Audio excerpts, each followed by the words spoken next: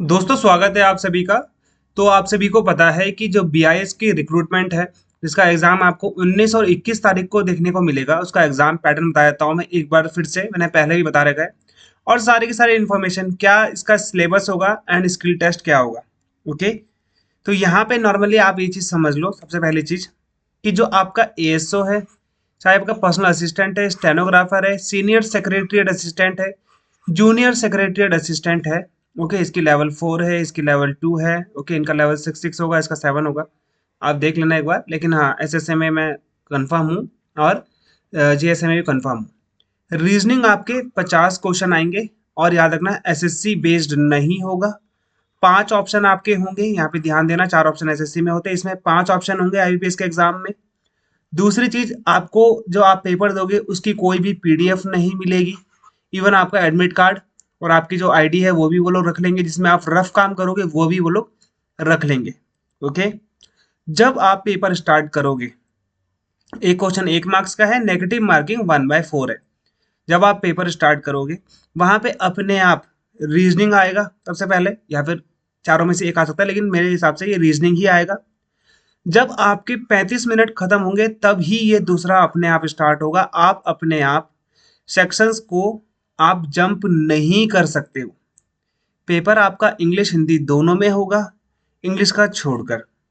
Reasoning के 50 question होंगे, 50 marks का होगा, 35 मिनट आपको यहाँ पे टाइम दिया जाएगा। बैंकिंग पैटर्न रहेगा पूरा, जैसे कि आपका पैसेज दिया रहेगा, उस पर बेस 4-5 क्वेश्चन होंगे। ओके, आपको यहाँ पे मिरर इमेज, आपका यहाँ पे सर्कुलर इमेजेस जो आती है ना, वो सब यहाँ पे नहीं आने वाली है। एसएससी बेस्ड वाला नहीं है। पूरा का पूरा आपका यहाँ पे कैसा रहता है, बैंकिंग पैटर्न रहता है, जहाँ पे आपको पैसेज दिए रहेंगे। पैसेज के बेस पर आपको 4-5 क्वेश्चन दिए रहेंगे। जैसे आपका आता है कौन सा, सिटिंग अरेंजमेंट काफी आ जाता है इसमें। ओके, सिटिंग अरेंजमेंट, डायरेक्शंस मिल जाएगा आपको रीजनिंग में। तो ये आपके नॉर्मल है, जो कि आपका बैंकिंग का रीजनिंग आता है। जर्नल अवेयरनेस नॉर्मल वैसी रहती है। आप 6 मंथ की करंट अफेयर करके जाना, 6 मंथ की करंट अफेयर करके जाना। आईबीपीएस में सिर्फ 6 मंथ की ही आती है।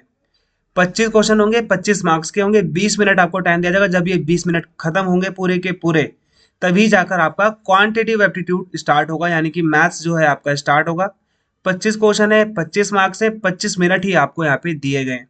मैथ्स में याद रखना नंबर सीरीज आएगी।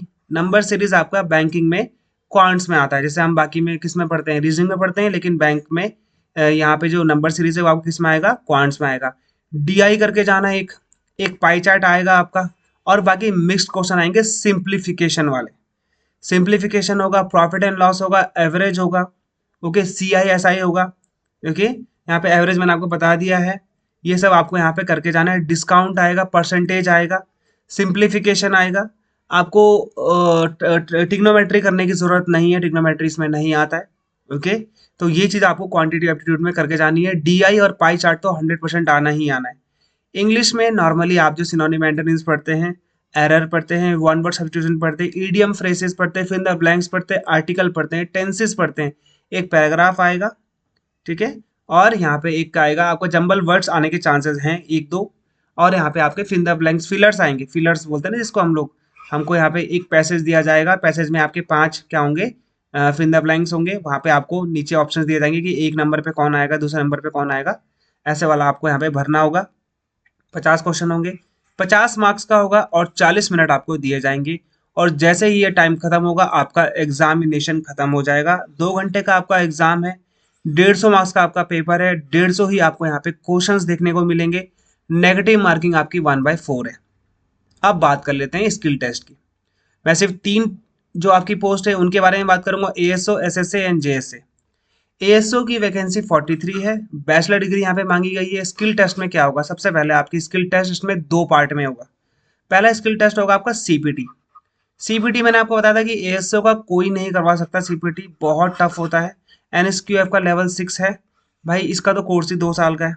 ओके, तो अगर आपने कर लिया, आपको आता है, तो आपकी मर्जी है, वो आप अपने आप देख सकते हो, उसमें कोई दिक्कत नहीं है, आपका अपने आप हो जाएगा। ठीक है, और ये आपका क्वालिफाई होगा इन नेचर में, यानी कि आप इसे क्वालिफाई करेंगे बस। कितने मार्क्स का है, कैसा है, वो यहाँ पे इन्होंने अभी नहीं बताया है। ओके, वैसे 40% रहता है, ये मैं आपको बताया, तो बताएंगे भी तो 40% ही बताएंगे। टाइपिंग स्पीड टाइपिंग स्पीड का एक आपका टेस्ट होगा। इंग्लिश आपका 35 वर्ड पर मिनट होना चाहिए या आपका 30 वर्ड पर मिनट हिंदी होना चाहिए। ये आपका स्किल टेस्ट कब होगा? जब आपका एग्जाम हो जाएगा फेज 1 वाला, जो आपका इससे पहले मैंने आपको दिखाया। उसके बाद आपका रिजल्ट आएगा कि कौन कौन से बच्चे फेज 1 क्लियर कर कर फेज 2 में गए हैं। तो 1 या 2 महीने बाद आपका ये स्किल टेस्ट होगा एग्जाम के बाद। ओके, ये चीज समझ में आ गया। 10 मिनट का आपको टाइपिंग कराई जाएगी और ये भी आपका क्वालिफाई इन नेचर होगा। ये अलग होगा और ये अलग होगा, ये चीज आप ध्यान देना। ठीक है, साथ साथ मतलब साथ साथ होगा लेकिन अलग अलग होगा। ओके, फिर आता है आपका सीनियर सेक्रेटरीट असिस्टेंट, 128 पोस्ट है। बैचलर डिग्री यहाँ पे मांगा गया है। यहाँ पे कोई भी एनएसक्यूएफ का लेवल नहीं मांगा गया था, इसीलिए मैंने आपको बोला था कि इसकी जिम्मेदारी मैं लेता हूँ। ये आपका सीपीटी मैं करवा दूंगा 100%, क्योंकि हमने सीपीटी सीएसआईआर का भी करवाया है, सेक्शन ऑफिसर का। बहुत नॉर्मल था जो हमने पढ़ाया था, मैंने जो पढ़ाया था बेसिकली वो आ गया था। तो यहाँ पे वर्ड प्रोसेसिंग है आपका। आपका यहाँ पे टाइपिंग होगा वर्ड प्रोसेसिंग में, नॉर्मल होता है, आप कर लोगे, इसमें कोई दिक्कत नहीं आती। स्प्रेडशीट आपके सारे के सारे, जैसे एमएस एक्सेल में कैसे कैसे क्या क्या फॉर्मूले लगते हैं वो आपको पता होने चाहिए।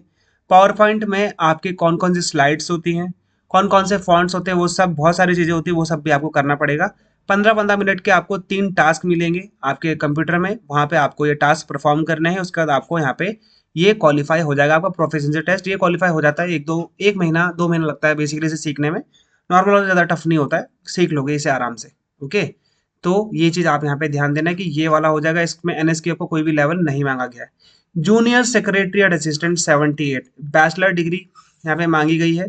टाइपिंग देखो 2 पार्ट में होगा आपका, एक आपका सीपीटी होगा सेम एएसओ की तरह, फिर आपका टाइपिंग टेस्ट होगा। जो सीपीटी होगा आपका वो एनएसक्यूएफ का लेवल 5 होगा। लेवल 5 भी नॉर्मल होता है, वो भी आपका सेम वैसे रहेगा जैसे आपका एसएसए होता है, उसी के प्रकार का रहता है, वो आप कर लोगे, उसमें कोई दिक्कत नहीं आएगी। ये जो टेस्ट होगा आपका, ये क्वालिफाई, सिर्फ क्वालिफाई करना होगा आपको, इसके कोई मार्क्स नहीं मिलेंगे आपको। जो प्योरली सिलेक्शन होगा वो बेस किस पे बेस्ड होगा? आपके पेपर 1 के बेसिस पे होगा। टाइपिंग स्पीड आपकी 35 वर्ड पर मिनट इंग्लिश में या 30 वर्ड पर मिनट हिंदी में मांगी गई है। 10 मिनट की आपकी यहाँ पे टाइपिंग होगी। और ये सब कब होगा आपका? जब आप पेपर 1 दे दोगे, फेज 1 देने के बाद वहाँ पे कट ऑफ आएगी स्किल टेस्ट के लिए, और जब आप स्किल टेस्ट क्वालिफाई कर लोगे तब आपका यहाँ पे फाइनल रिजल्ट आएगा। ओके, तो पहले फेज 1 जैसे कि आपका 19 और 21 में है, उसके बाद आपका ये आपका नवंबर बता रहे हैं, तो यहाँ पे जनवरी में आपका क्या हो जाएगा? स्किल टेस्ट हो जाएगा, है ना। जनवरी में आपका स्किल टेस्ट हो गया। स्किल टेस्ट होने के बाद, जनवरी में आपके स्किल टेस्ट होने के बाद फिर यहाँ पे आपका मार्च तक में आपको रिजल्ट मिल जाएगा। अप्रैल मई में आपकी यहाँ पे ज्वाइनिंग भी आ जाएगी। बीआईएस का काम बहुत फास्ट होता है क्योंकि इसका आईबीपीएस करवा रहा है। आईबीपीएस बहुत जल्दी करवाता है। आपके मार्क्स भी रिलीज कर दिए जाएंगे कि आपके मार्क्स कितने कितने आपको पता चल जाएगा, लेकिन आप अपना पेपर नहीं देख पाएंगे। जैसे कि एसएससी में पीडीएफ मिलती है अपने पेपर की, इसमें पीडीएफ नहीं मिलेगी आपको। ठीक है, और सबसे इंपॉर्टेंट चीज, आप अटेम्प्ट कर सकते हैं फ्री फुल मॉक टेस्ट। ये एक एक मॉक टेस्ट आपको मिल जाएंगे, एएसओ का दो, चाहे एसएसए का दो, चाहे आपका जेएसए का दो। ठीक है, ये लिंक नीचे वहाँ मिल जाएगा। और आप कोर्स भी ज्वाइन कर सकते हैं अफोर्डेबल प्राइस में। 15 फुल मॉक टेस्ट मिलेंगे आपको। जनरल अवेयरनेस के इसमें पीडीएफ है, 1 साल का करंट अफेयर मिलेगा। सेक्शनल कट मॉक आपको, सेक्शनल जो भी सारे इतने सारे सेक्शन है उनकी भी आपको मॉक टेस्ट मिलेंगे। 10 लाइव क्लासेस लूंगा मैं आप लोगों की, स्टार्ट हो जाएंगे आप लोगों की। स्किल टेस्ट जब आपका स्टार्ट हो जाएगा, मतलब कि जब आपका फेज 1 हो जाएगा, उसके बाद मैं आपका स्किल टेस्ट का भी क्लासेस लूंगा। स्किल टेस्ट भी आपको सिखाऊंगा उसी अमाउंट में जिस अमाउंट में आज आप ये कोर्स परचेज करते हैं। तो ओके, तो ये आपके फायदे का सौदा है। चाहे आप एएसओ का लो, चाहे आप एसएससी का लो, चाहे आप जेएसए का लो, उसमें इंक्लूड है। अब आप इसके बाद अगर सोचते हो कि मैंने पेपर निकाल लिया, पेपर निकालने का आप लेते, तो यही चीज आपको 999 की पड़ेगी। ओके, अभी आई थिंक 625 समथिंग की पड़ती है। ओके, ऐप भी डाउनलोड कर सकते हो। ऐप में आप अपना ये जो मॉक टेस्ट है वो आप दे पाएंगे, उसका रिजल्ट देख पाएंगे। वेब में तो आप दे दोगे लेकिन आपको वहाँ पे सॉल्यूशन नहीं दिखेगा। तो ऐप डाउनलोड करना, ऐप में आपको सारा का सारा ये दिख जाएगा, आपके सॉल्यूशन भी दिख जाएंगे। और अगर यदि आप कोर्स परचेज करते हो तो आपका वेब में भी चल जाएगा, फिर तो कोई दिक्कत नहीं आएगी। जब आप ऐप डाउनलोड करते हो तो वहाँ पे मांगता है एक, ठीक है, एप्लीकेशन कोड मांगता है। ठीक है, तो वो कोड आप मुझे पर्सनली मैसेज कर देना, वो मैं आपको दे दूंगा। वैसे मैंने टेलीग्राम ग्रुप में डाल रखा है, तो वहाँ पे कोड करके सर्च मारोगे तो आपको मिल जाएगा। QNXV करके कुछ है, तो आप मुझे मैसेज कर सकते हो @ मेरी टेलीग्राम की आईडी है VIKRAM Vikram sir purse PRS personal वाला। ठीक है, तो ये मुझे आप मैसेज कर सकते हो, और कोई भी दिक्कत होगी आप मुझे इसमें बताना, मैं जल्दी से उसका सॉल्यूशन कर दूंगा। जैसे आप ये देखो, जैसे मेरे पास है, ये जो ट्रिपल सी का सर्टिफिकेट है वो एनएसक्यूएफ का लेवल 3 में आता है ना। तो एनएस जब आप ओ लेवल करते हो डोएक का, तो वो एनएसक्यूएफ का 4 लेवल होता है। जब आप डिप्लोमा जिसे हम बोलते हैं, जब आप बीसीए करते हो तो एनएसक्यूएफ का लेवल 5 में आता है। एमसीए करते हैं एनएसक्यूएफ का लेवल 6 में आता है। तो आप समझ लो एनएसक्यूएफ का लेवल 6 है, एमसीए का सिलेबस है। ये देखो ये है आपका एनएसक्यूएफ का लेवल 6 का सिलेबस, जो आप बोल सकते हो 1 ईयर कोर्स जो ये लोग करवाते हैं। बेसिक मैथमेटिक्स आती है, मैनेजमेंट फंडामेंटल्स आता है, डिस्क्रीट स्ट्रक्चर आता है, सॉफ्टवेयर इंजीनियरिंग आते हैं, operating system, data communication, computer network, computer based statistical and numerical methods, professional and business communication, advanced database technologies, computer graphics and multimedia, cloud computing and IoT, internet of things, software project management, artificial intelligence and machine learning, web technologies, distributed and parallel computing, data warehousing and data mining, software testing and quality assurance, digital image processing, accounting and financial management, wireless and mobile communication, blockchain technology। ये है आपका detailed syllabus. जबकि आपका computer appreciation में क्या क्या आता है, characteristic of computer, input output, storage unit, CPU, computer system, binary binary number system, binary to decimal conversation conversion, decimal to binary conversion, ASCII codes पढ़ने पड़ेंगे, यूनिकोड्स भी आपको पढ़ने पड़ेंगे, कंप्यूटर ऑर्गेनाइजेशन, सीपीयू के बारे में पढ़ना पड़ेगा, प्रोसेसर की स्पीड कैसे होती है, उसे हम कैसे मेजर करते हैं, है ना। जैसा आपने देखा होगा कई बार कि हम जो सुपर कंप्यूटर होती है उसकी स्पीड फ्लॉप्स में क्या करते हैं कैलकुलेट करते हैं। Cache memory, okay, RAM ROM, booting memory, secondary storage device सब आपको पढ़ने पड़ेंगे, जैसे पीडी पुडी। और यहाँ पे आपका क्या आता है, डीवीडी आता है, सीडी आता है, फ्लॉपी डिस्क आता है ना। ऑपरेटिंग सिस्टम आपका एमएस विंडो, ये आपके डिफरेंट वर्जन पढ़ने पड़ेंगे। Basic video window element, file management through Windows, ठीक है, एफटीपी पढ़ना पड़ेगा। ओके, फिर यहाँ पे आपका फॉर्ट्रेन आपको थोड़ा बहुत देखना पड़ेगा, वर्ड प्रोसेसिंग आपको पढ़ना पड़ेगा, स्प्रेडशीट आपको पढ़ना पड़ेगा, पीपीटी आपको पढ़ना पड़ेगा, डेटाबेस ऑपरेशन आपको करना पड़ेगा, manipulation concept, database relational database integrity, information technology and IT, जो आपका आईटी है, ठीक है, आईटी एक्ट पढ़ लेना। बेसिकली ये चीजें हैं, डिटेल सिलेबस है जो आपका यहाँ पे आ सकता है आपके एग्जाम में एनएसक्यूएफ के लेवल में। फेज 1 की बात नहीं कर रहा हूँ मैं यहाँ पे, फेज 1 की मैंने यहाँ पे बात नहीं करी है आपसे। फेज 1 आपका बिल्कुल अलग रहेगा, जो कि मैंने यहाँ पे आपको बता दिया है। ओके, बाकी आप इसकी प्रकार तैयारी करोगे और सेक्शनल कट ऑफ नहीं होगी। ध्यान देना, आपको 50% एग्रीग्रेट यानी कि ओवरऑल आपको 50% से ऊपर लाना है, तभी आपका कंसिडर करा जाएगा फेज 2 में। समझ में आ गया। आपके मान लो आपके आपके जैसे 120 है ना, यहाँ पे 150 है, तो आपको 75 नंबर लेके आने। अब आप मान लीजिए आपके 105 नंबर है, लेकिन पर्टिकुलरली यहाँ पे इन्होंने क्या बोला है कि आप कैसे भी करके लेके आओ।